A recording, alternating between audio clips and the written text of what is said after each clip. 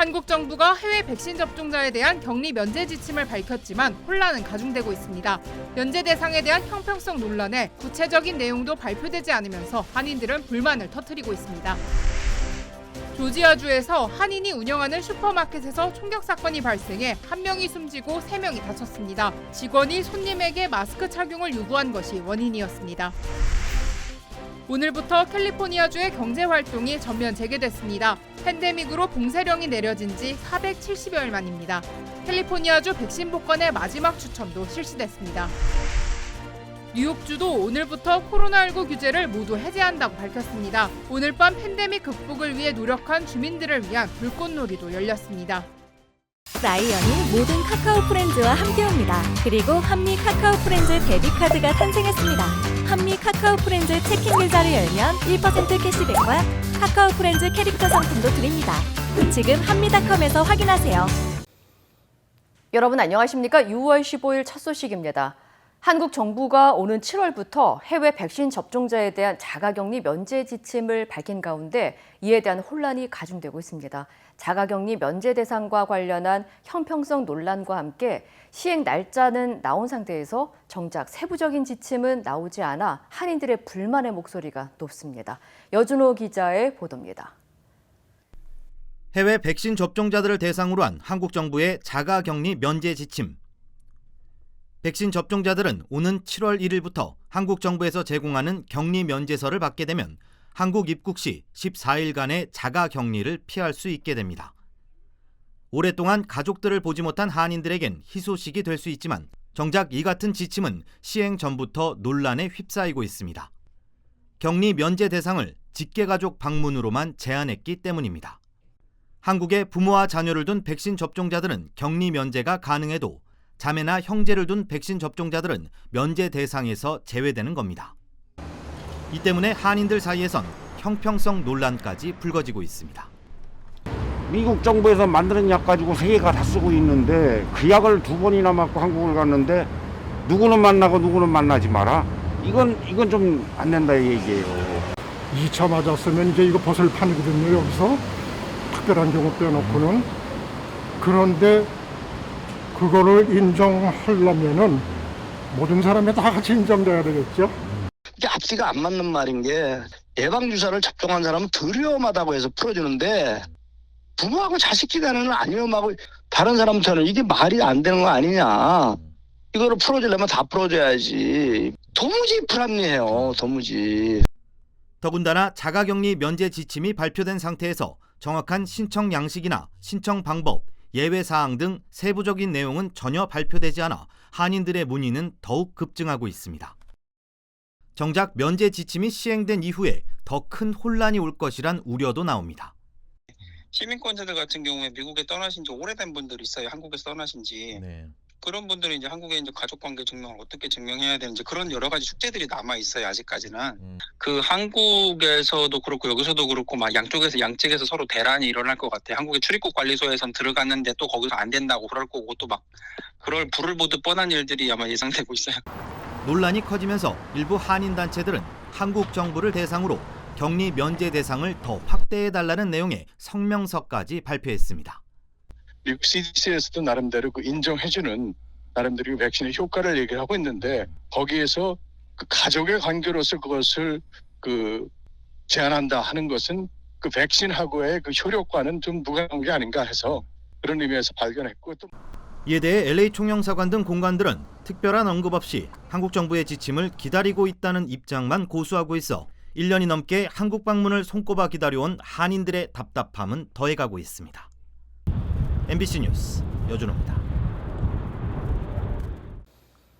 조지아주의 한인이 운영하는 슈퍼마켓에서 총격 사건이 발생해 1명이 숨지고 3명이 다쳤습니다.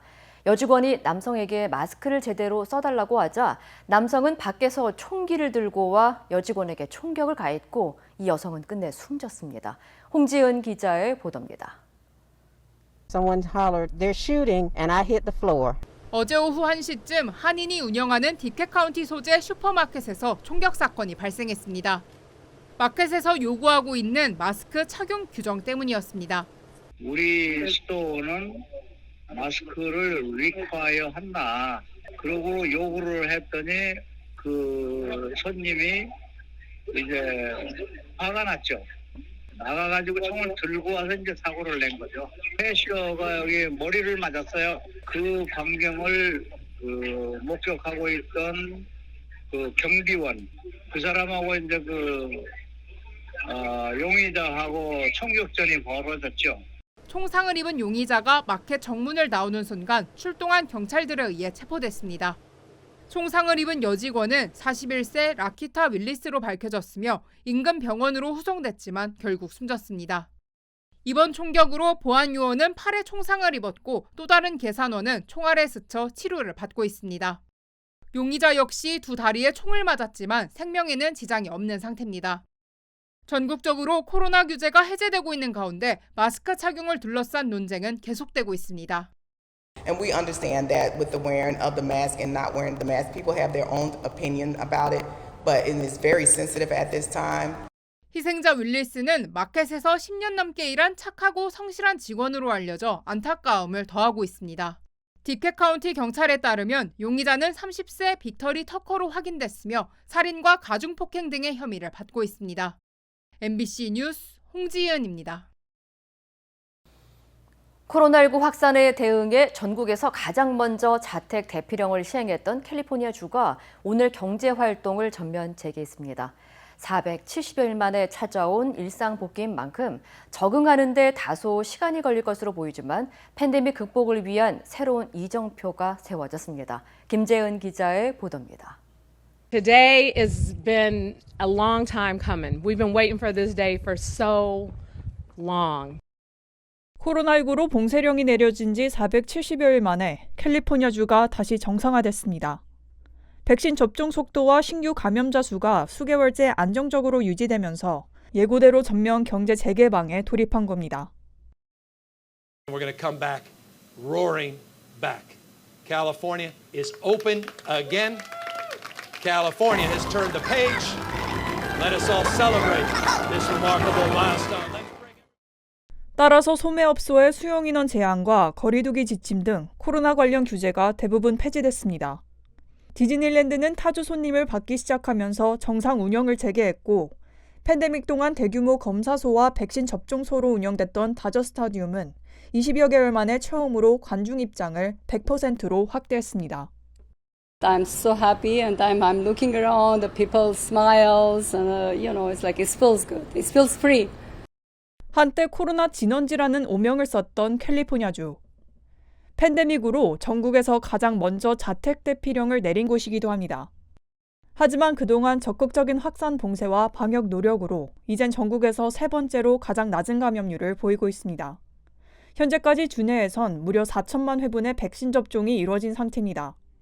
당국은 아직 코로나19에 대한 위험 요인들이 완전히 해소된 것은 아니지만 경제활동 재개가 팬데믹 종식을 향한 전환점이 되길 기대했습니다. MBC 뉴스 김재윤입니다. 오늘부터 뉴욕주도 코로나19 관련 제한이 모두 해제됐습니다. 앤드류 쿠오모 뉴욕 주지사는 주민의 70%가 최소 1회 이상 백신을 접종했다며 사회적 거리두기와 인원 제한 같은 방역 규제를 대부분 해제한다고 밝혔습니다. New York State has fully vaccinated a larger share of adults than any other big state in the country, and that is saying something. And now we get back to living in life. The state mandates that have proven right and correct and brought us through this pandemic are relaxed as of today, effective immediately. 쿠오모 주지사는 주정부의 모든 규제는 해제됐지만 연방정부의 방역 수칙은 여전히 시행되고 있다며 병원과 대중교통, 학교 등 일부 장소에서는 마스크 착용을 해야 한다고 강조했습니다. 뉴욕주 당국은 팬데믹을 극복한 뉴욕 주민들에게 감사와 축하를 표현하기 위해 오늘 밤 맨하튼의 뉴욕항을 비롯한 10곳에서 대규모 불꽃놀이를 할 것이라고 전했습니다. LA 한인타운에서 치과를 운영하는 50대 의사가 환자 성폭행 혐의 등으로 기소됐습니다. 주류 언론에 따르면 베버리 블러버드와 놀만디 애비뉴 인근에서 치과를 운영하는 50살 에마드 페이드 모아와드는 지난 2013년에서 2018년 사이 총 9명의 여성 환자를 상대로 성범죄를 저지른 혐의를 받고 있습니다. 피해 여성들은 27살부터 73살까지의 다양한 연령대 환자로 경찰에 신고할 것 같지 않은 저소득층이나 이민자 여성들만 골라 범행을 저질러 왔다고 검찰은 밝혔습니다. 이 때문에 추가 피해자가 더 있을 것으로 보고 적극적인 제보를 당부했습니다. 현재 모아와드는 LA 다운타운의 트윈타워 구치소에 수감돼 있으며 인정신문은 내일 열릴 예정입니다. 캘리포니아주 백신 접종 인센티브 프로그램의 마지막 추첨이 오늘 열렸습니다. 게빈 뉴섬 주지사는 백신 인센티브 프로그램인 백스 포 더 윈의 마지막 추첨을 오늘 실시하고 당첨금 $150만 받을 10명을 무작위로 선정했습니다. 당첨자는 LA 카운티에서만 4명이 뽑혔으며 리버사이드와 벤츄라, 세크라멘토 카운티 등에서도 호명됐습니다. 당첨자들에게는 전화나 문자, 이메일 등으로 통보되며 만일 4일 동안 연락이 닿지 않을 경우 다른 추첨자로 상금이 넘어가게 됩니다. 한편 뉴섬 주지사는 6개의 여행 패키지를 제공하는 캘리포니아 드림 베케이션 프로그램도 추가로 진행할 예정이며 해당 추첨은 다음 달 1일 실시됩니다. 뉴욕에서 자전거를 타고 음식을 배달하던 아시안 남성이 흉기에 찔리는 사건이 발생했습니다. 뉴욕 경찰에 따르면 지난 13일 오후 4시쯤 브루클린의 한 거리에서 53세 아시안 남성이 자전거를 타고 음식 배달을 가는 길에 복면을 쓰고 자전거를 타고 뒤에서 쫓아온 남성이 휘두른 흉기에 찔렸다고 밝혔습니다. 피해 남성은 등을 찔린 뒤 중심을 잃고 쓰러졌고 흉기를 휘두른 남성은 그대로 도주했습니다. 피해자는 곧바로 병원으로 이송됐으며 생명에는 지장이 없는 것으로 전해졌습니다. 뉴욕 경찰은 이번 사건을 증오범죄로 보고 당시 CCTV 영상을 공개한 뒤 용의자 수배에 나섰습니다. 한편 LA 인근 커버시티 지역에서는 아시아계 여성을 대상으로 한 묻지마 폭행 사건이 또 발생했습니다. 커버시티 경찰국에 따르면 어제 새벽 1시쯤 한 남성이 대로변을 걷고 있던 아시아계 여성에게 다가가 담배가 있냐고 물었고 두려움을 느낀 여성이 자리를 피하려고 하자 남성은 갑자기 여성의 머리를 세게 가격했습니다. 피해자는 바닥에 쓰러졌고 용의자는 피해 여성에게 인종차별적인 발언을 하고 도주했습니다. 여성은 오른쪽 귀에 심한 열상을 입어 병원으로 옮겨져 치료를 받았고 경찰은 증오범죄 혐의를 적용해 이번 사건을 수사하고 있습니다. 용의자는 키 5피트 9인치 35세 백인 남성으로 추정하고 있으며 경찰은 목격자들의 적극적인 제보를 당부했습니다. 한인들도 많이 이용하는 미국 투자이민제도 EB-5에 대한 연장 합의가 지지부진하면서 프로그램이 폐지될 가능성까지 언급되고 있습니다.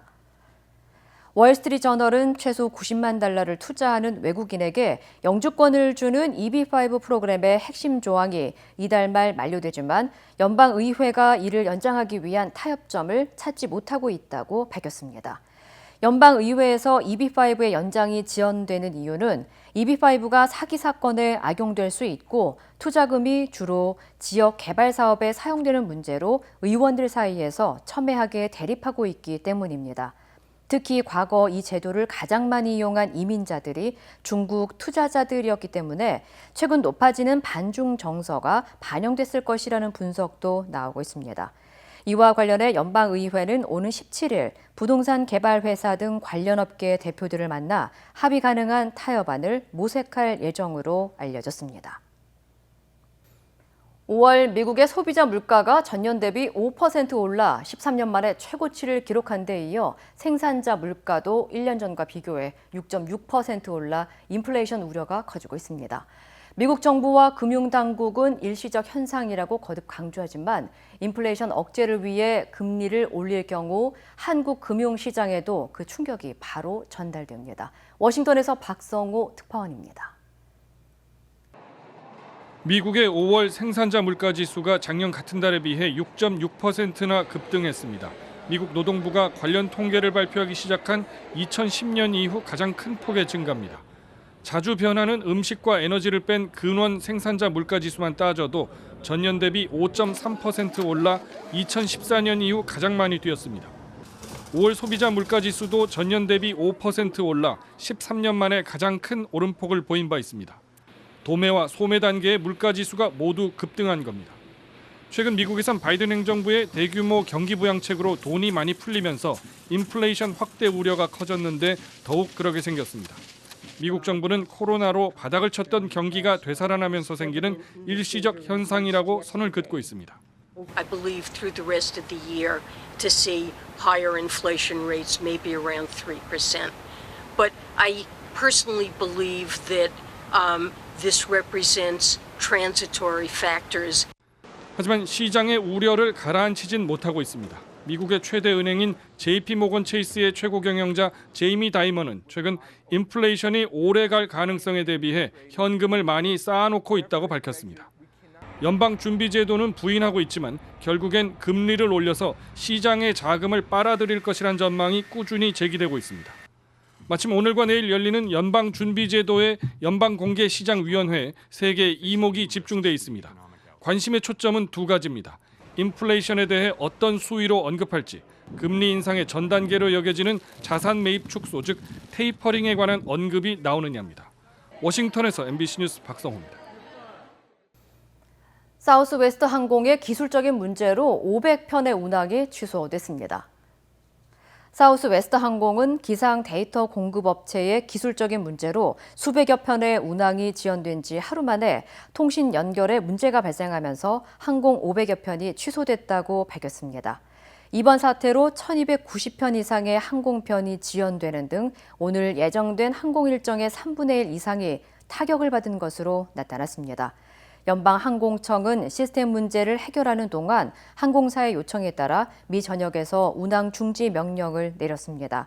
사우스웨스트 항공은 오후부터 정상 운항을 재개하고 있으며 항공편 중단과 고객들의 일정 변동을 최소화하기 위해 신속하게 노력하고 있다고 전했습니다. 미국에서 코로나19가 당초 알려진 것보다 더 일찍 확산됐을 가능성이 제기됐습니다. 국립보건연구소 NIH가 지난해 초 수집한 2만 4천여 명의 혈액 샘플을 대상으로 연구를 진행한 결과 최소 9명의 혈액에서 코로나19 항체가 발견됐다고 발표했습니다. 특히 이 중 7명은 펜실베니아, 매사추세츠, 위스콘신 등에 거주하는 것으로 해당 주에서 보고된 최소 확진 기록보다 먼저 감염된 것으로 추정됐습니다. 연구진은 코로나19 감염 후 항체가 나타나기까지 2주쯤 걸린다는 점을 고려하면 이들은 지난 2019년 12월 전에 이미 감염됐을 수 있다고 판단했습니다. 하지만 연구진은 환자들의 여행 이력이나 여행객과의 접촉 여부는 확인되지 않았다며 개별 연락을 통해 해당 정보를 확보할 계획이라고 덧붙였습니다. 공군 성폭력 사망 사건에 대한 군의 수사는 계속되고 있지만 알맹이는 빠져 있습니다. 성추행 혐의 준사관과 이중사의 국선 변호인이 조사를 받았습니다. 하지만 축소 은폐 의혹을 받는 공군 경찰과 검찰에 대한 수사는 손도 대지 않고 있습니다. 정동훈 기자입니다. 1년 전 부대 감독차 파견 왔던 A준이. 유족들은 A준이가 회식 자리에서 이중사를 성추행했다고 고소했고 그 사람들을 안내하는 일을 하게 됐어요. 그래서 안내를 하고 저녁을 먹는데 추행을 했어요. 국방부 검찰단은 A준이를 피해자 신분으로 불러 조사했습니다. 부실 변론 의혹이 제기된 국선 변호인도 피해자 신분으로 첫 조사를 받았습니다.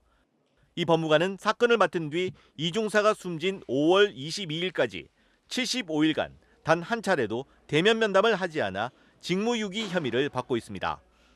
또 검찰단은 부대원 일부가 이중사의 신상을 유포한 혐의를 포착하고 조사 중이라고 밝혔습니다.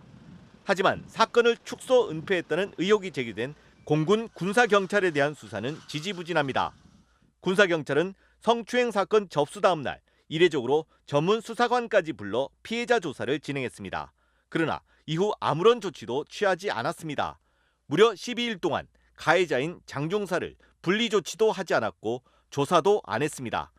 보름 가까이 사건 무마를 위해 시간을 끈 건 아닌지 의혹이 제기되는 대목입니다. 이 사건 되게 이상하게도 안 불러요. 2주 동안 아무것도 안 해요. 정상적인 수사라고 보기는 어렵죠.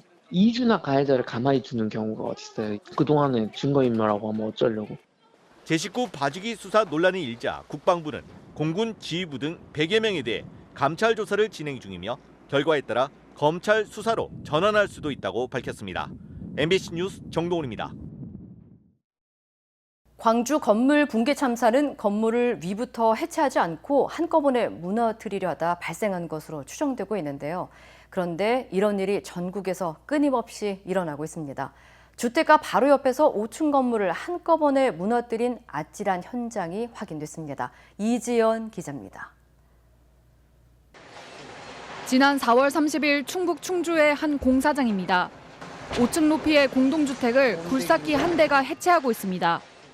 3층의 구조물을 조금씩 뜯더니 3층 끝단에서 건물 옆면을 부수며 계속 충격을 가하는 순간 건물 3, 4, 5층이 순식간에 무너집니다.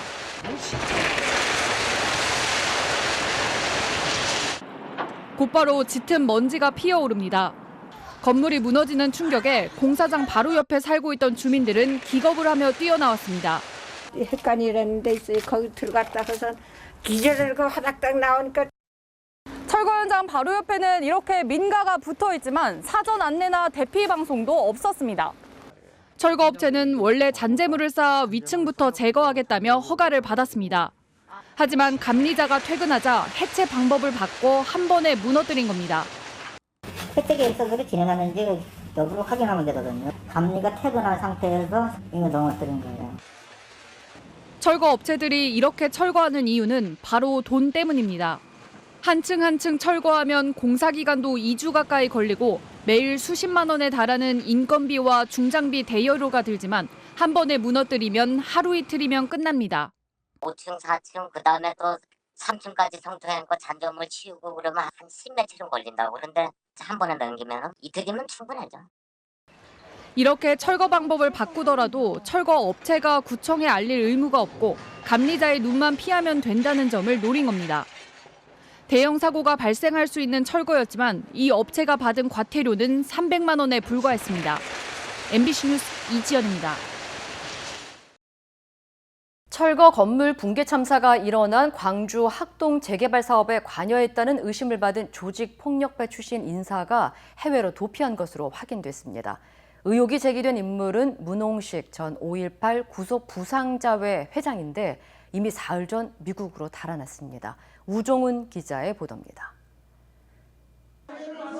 지난 2018년 10월 붕괴 사고가 난 학동 4구역 재개발 사업의 신임 조합장 선출 현장입니다. 주식회사 문흥식 고문 입후보 참관인 등이 참석하셔서 당시 5.18 구속 부상자회 회장이던 문흥식 씨가 재개발 관련 업체 고문으로 소개된 겁니다. 덩치 좋은 경비원들까지 데려와 둘러세웠습니다. 결국 문 씨와 밀접한 관계에 있던 조모 씨가 조합장으로 선출됐습니다. 따라서 기호 1번 후보자님이 조합장으로 선출되셨습니다. 의장님께서는 그런데 조합장으로 선출되기 전부터 학동 4구역 재개발에 개입했다는 의혹도 제기됐습니다. MBC가 입수한 자료에는 학동 4구역 재개발과 관련해 시공자인 현대산업개발과 협의권을 조 씨에게 일임한다고 돼 있습니다. 당신이 뭔데 갔나? 그리고 그 가기 전에 계약위원회에 이임을 받고 공식적으로 받고 올라갔으면 그게 정당한데. 당시 조 씨가 재개발 조합장을 맡고 있던 학동 3구역 역시 현대산업개발이 시공하고 한솔기업이 철거했습니다. 일부 조합원들은 시공사와 철거업체를 잘 알고 있던 조 씨가 조직폭력배 출신인 문 전 회장과 손잡고 결국 4구역 조합장 자리까지 차지했다고 주장합니다. 경찰은 제기된 의혹과 관련해 문 전 회장을 피의자로 입건했지만 문 전 회장은 지난 일요일 미국으로 달아난 것으로 드러났습니다. 경찰은 인터폴과 공조해 문 씨를 강제 소환하겠다는 입장입니다. 또 학동 4구역 재개발조합 사무실 등을 압수수색하고 철거업체 현장 관리인 등 2명에 대해 사전 구속 영장을 신청했습니다. MBC 뉴스 우종훈입니다. 철저한 몸 관리로 유명한 축구 선수 호날두가 기자회견장에서 돌발 행동으로 화제를 모았습니다. 콜라가 몸에 좋지 않다며 대회 공식 후원사의 음료수를 치워버린 겁니다. 김태훈 기자입니다. 유로 대회 첫 경기를 앞두고 기자회견장에 들어선 포르투갈의 주장 호날두. 갑자기 앞에 놓인 콜라를 치워버리고 대신 물을 앞에 둡니다. 코카콜라. 대회 공식 후원사의 음료를 치워버린 돌발 행동. 이유는 철저한 몸 관리 때문입니다.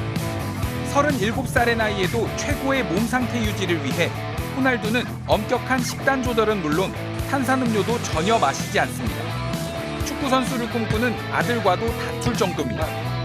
I'm hard with him sometimes because he drink Coca-Cola and Fanta sometimes, and I'm fight with him, and when he chips and fries and everything. 물론 이런 호날두도 20대 초반이던 맨유 시절에는 콜라를 마시다 주장 긱스에게 혼나기도 했고 심지어 콜라 광고 모델인 적도 있었지만 지금은 모두 옛일입니다. 자신의 후원사 음료가 아니어서 음료를 치워버린 스포츠 스타들은 있었어도 호날두와 같은 이유는 거의 없었습니다. 그리고 건강을 끔찍히 아끼는 이 작은 행동에 저 정도면 40살까지도 뛸 것 같다. 나도 탄산음료를 끊어야겠다는 반응처럼 예상 밖의 파장이 번지고 있습니다. MBC 뉴스 김태훈입니다. 지난달 29일 멕시코에서 생긴 싱크홀이 2주 만에 거대한 크기로 커져 주민들의 불안이 커지고 있습니다. 관련 소식 전해드립니다. 싱크홀이 처음 발생했을 땐 지름이 10m에 그쳤었지만 지난 11일 몸집이 커진 싱크홀은 주변 들판에 자리했던 한 가정집마저 외벽 일부만 남긴 채 집어삼켜버렸습니다. 집주인은 가진 것도 없이 홀로 남겨졌다며 망연자실한 것으로 전해졌는데요. 현재 싱크홀은 직경 126m, 깊이 56m까지 크기가 커졌으며 당국은 싱크홀 발생 원인에 대해 한 달간 조사할 계획이라고 합니다. 바이든 대통령과 푸틴 대통령의 첫 회담에 세계의 관심이 쏠리고 있습니다. 회담 당일인 오늘 정상회담에서 기선제압으로 상습 지각하는 푸틴 대통령의 행동에 대비해 푸틴이 대통령이 먼저 등장한 뒤 바이든 대통령이 합류해 4시간에서 5시간가량 회담을 이어갈 것으로 전해졌습니다. 또 일반적으로 정상회담 후에는 각국 대통령이 공동회견을 하지만 바이든과 푸틴 대통령은 따로 회담을 진행할 것으로 알려졌는데요. 실언이 잦은 바이든 대통령이 공동회견은 푸틴에게 유리할 수 있다는 우려가 반영된 것으로 보입니다. 이번 회담에서는 신전략무기 감축 협정과 러시아의 미국 대선 개입 의혹 등이 논의될 예정입니다. 스웨덴의 대표 가구업체인 이케아의 프랑스 지사가 직원 수백 명을 불법 사찰해 벌금 13억 5천만 원을 부과받았습니다. 법원에 따르면 이케아 프랑스는 2009년부터 4년간 인력을 고용해 직원들을 뒷조사하고 은행 계좌를 몰래 들여다보는 등 사생활을 침해한 것으로 확인됐는데요. 이번 사건에 연루돼 재판에 넘겨진 사람은 전직 매니저와 사설 보안업체 대표, 경찰관 등 총 15명으로 매니저가 사설업체에 이케아 직원의 뒷조사를 요청하면 사설업체는 경찰의 도움을 받아 개인정보를 얻어낸 것으로 밝혀졌습니다. 항공기 보조금 문제를 두고 17년간 공방을 벌였던 EU와 미국이 어제 분쟁을 끝내기 위한 휴전에 합의했습니다. 이로써 2004년부터 시작돼 사상 최장 무역 분쟁 중 하나인 항공기 보조금 분쟁은 막을 내릴 것으로 전망되고 있는데요. 이 같은 합의는 미국과 EU 양측이 항공산업 경쟁자로 급부상하고 있는 중국을 의식한 것으로도 풀이되고 있습니다. 앞서 2019년 트럼프 전 대통령은 EU가 유럽 항공기 제조사에 불법 보조금을 지급했다며 75억 달러, 우리 돈 8조 4천억 원 상당의 관세를 EU 제품에 부과했었는데요. EU도 4조 5천억 원 규모의 보복 관세로 맞서며 관계가 악화됐었습니다. 이 시각 세계였습니다.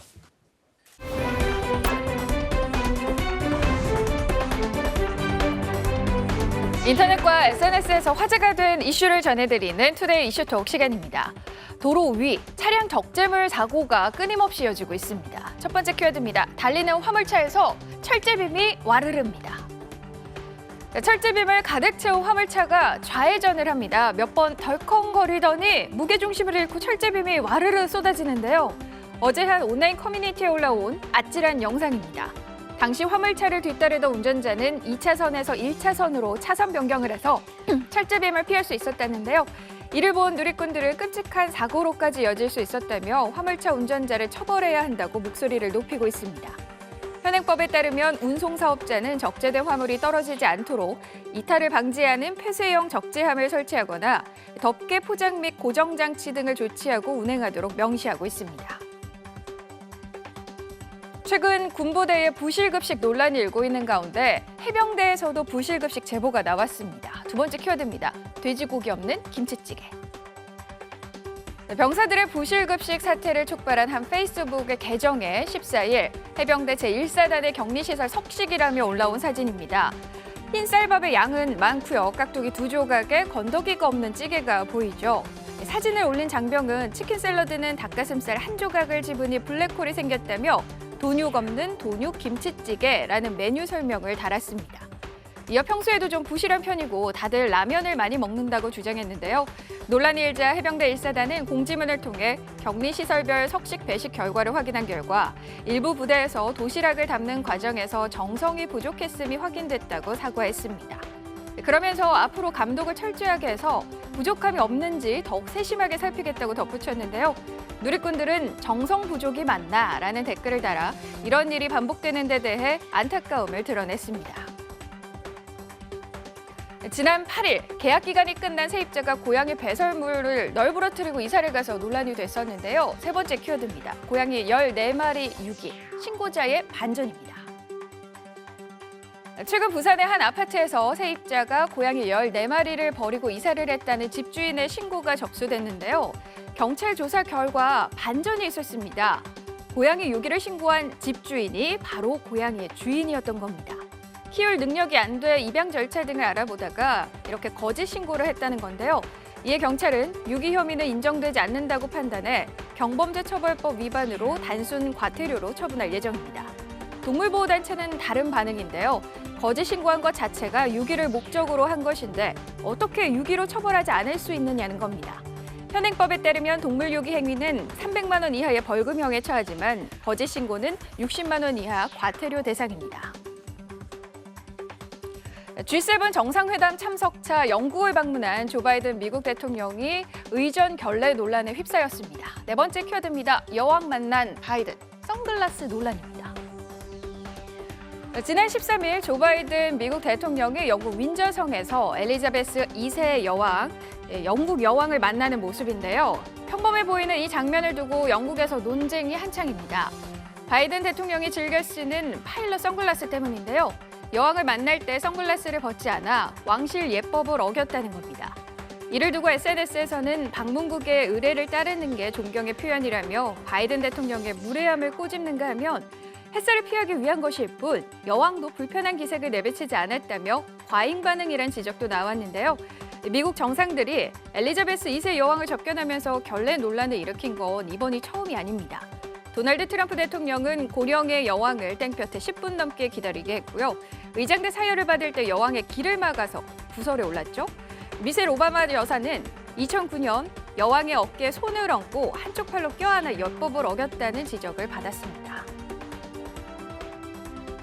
개는 온몸이 털로 덮여 있어서 땀 배출을 통해서 체온 조절이 어려워 더위에 오래 노출이 되면 열사병을 일으킬 수 있다는데요. 다섯 번째 키워드입니다. 반려견 내버려 두고 팁 훔치다가 덜밉니다. 영국 브라이턴의 한 도로에서 경찰관이 경찰봉으로 차량 뒷좌석을 떼는데요. 무더운 날씨에 강아지 2마리가 차에 갇혀 있다는 시민의 신고를 받고 출동한 겁니다. 경보음이 울리자 그제야 나타난 견주 부부. 알고 보니 강아지가 생사의 위기에 빠질 동안 인근 카페에서 팁을 훔치고 있었다는데요. 강아지 구출 소동을 목격한 카페 주인은 이상한 느낌의 CCTV를 돌려보니 문제의 부부가 직원들이 음식을 준비하는 틈에 팁에 손을 대는 장면을 확인했습니다. 전문가들은 여름에는 외부 온도가 22도라며 이 차량 속 온도는 섭씨 47도까지 상승한다고 뜨거운 차 안에 개를 두면 위험하다고 경고했는데요. 견주의 충격적인 행동에 현지 누리꾼들은 이들을 세상에서 가장 비열한 커플이라고 부르고 있다고 합니다. 블라디미르 푸틴 러시아 대통령 경호전단 부대에 귀여운 신병이 새로 뽑혔다고 합니다. 마지막 키워드입니다. 푸틴의 경호부대 7번째 올빼미 요원입니다. 주인공은 눈보라란 뜻의 불안이란 이름을 가진 1살짜리 수컷 올빼미인데요. 키 60cm, 몸무게는 1.5kg으로 최근 블라디미르 푸틴 대통령 경호전단부대의 7번째 맹금 요원이 됐습니다. 푸틴 경호전단부대에는 이미 수리부엉이와 독수리 등 6마리로 구성된 별도의 맹금 부대가 있는데요. 모스크바에 서식 중인 100만 마리 이상의 까마귀가 쏟아낸 배설물로 유네스코 세계문화유산인 크렘린궁과 붉은 광장 건축물이 부식될 위험에 놓이자 까마귀 퇴치 임무를 수행 중이라고 합니다. 이번에 뽑힌 신병 흰 올빼미는 까마귀를 잡는 미끼 역할을 맡게 된다는데요. 까마귀가 덩치가 작고 깃털색도 창백한 흰 올빼미를 병든 개체로 인식해서 공격하려고 할 때 덩치가 큰 다른 맹금들을 풀어서 잡을 예정이라고 하니까요. 이 활약 기대해 보도록 하겠습니다. 투데이 이슈 톡이었습니다.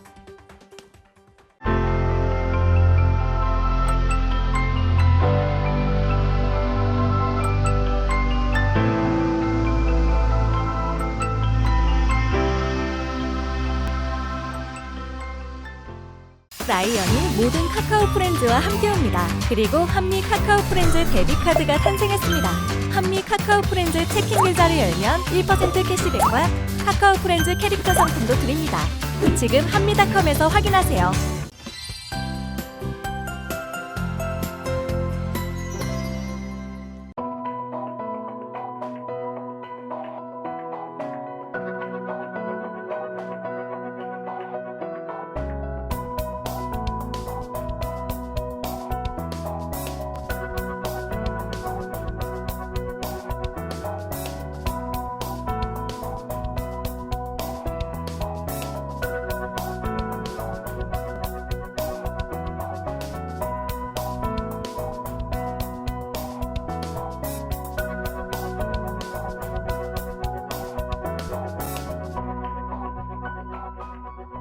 이상으로 6월 15일 화요일 뉴스를 마칩니다. 시청해주신 여러분 고맙습니다.